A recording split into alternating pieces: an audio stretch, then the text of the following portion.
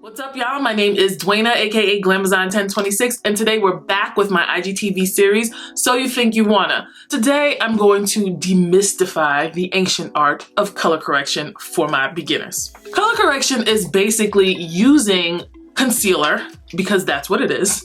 It's basically using concealer to mute out any weird things that are going on with your complexion. So if you have dark spots, if you have inflamed like redness, if you have I don't know, sallow yellow looking skin, like if you have a bruise that's healing and is green, like color correction will mute that out so that you don't have to waste half a bottle of foundation taking care of discoloration on your face. These color correctors are all from LA Girl Pro. You can get them at your local drugstore or from a beauty supply store, and they all cost, I believe, less than $3. So you can stock up if you find them and just have them forever if you would like. So in order to remember what color you need to use, you want to kind of look at the color wheel. The color wheel is something that is a staple in color theory. Color theory can be found in makeup artistry, it can be found in interior decorating. Anything that, you know, needs color has a color theory. And the colors that are going to mute whatever your skin is giving is going to be whatever is opposite to it on the color wheel. The way that I remember what color corrector to use when my skin is acting up is by doing associations.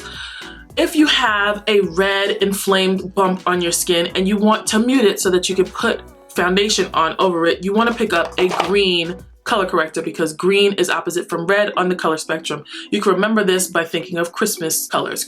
If you have yellow, sallow looking skin, you want to pick up a purple color corrector because yellow is the opposite of violet on the color wheel. So these two will cancel each other out. And the way that you can remember this is the Lakers. The Lakers are gold and purple. Now, if you are darker skinned, you will have hyperpigmentation. Like let's say you pick a bump and it heals. It can show up with like a blue tinge or a blue undertone, or even if you get bruised and the bruise is healing, it can show up with a blue tinge or a blue undertone. And so you want to pick up an orange color corrector or a peach color corrector depending on your skin tone. Lighter skin people can use peach, darker skin people can use a deeper one like orange. And the way to remember this by association is that blue and orange are NYX colors.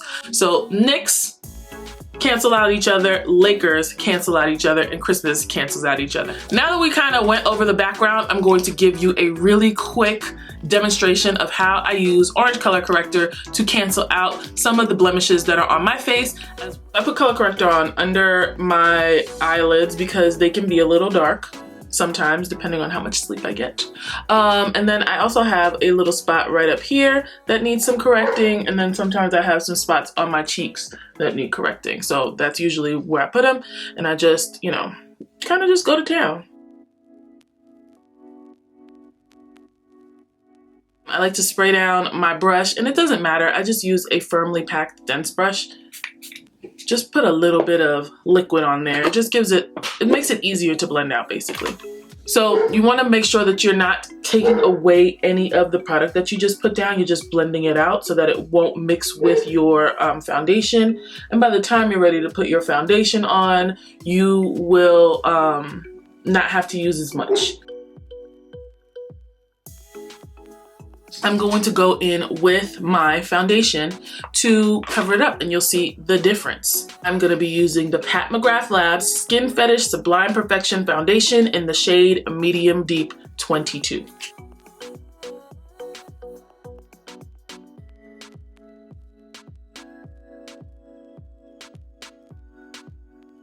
So there you have it. There's no more orange on your face and you're ready to go to the next section of your makeup.